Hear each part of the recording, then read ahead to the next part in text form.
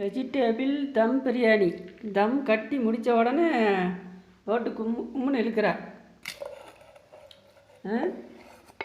Vegetable தம் பிரியாணி. தயிர் 2 பேர்த்துக்கு கரெக்டாக குண்டானே காலி ஆகிடுச்சாட்ருக்குது. தம் பிரியாணி தட்டத்தில் எனக்கு கொஞ்சம் போட்டு வச்சுட்டு நல்லா இருக்க மாட்டேங்குது. தம் பிரியாணிங்க எங்கள் வீட்டில் இன்றைக்கி.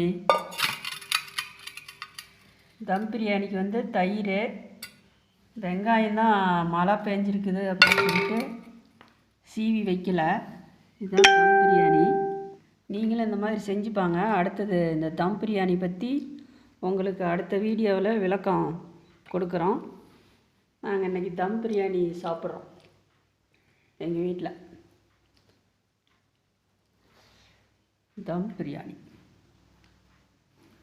அடாடா நல்லா சூப்பராக இருக்க மாட்டேங்குது.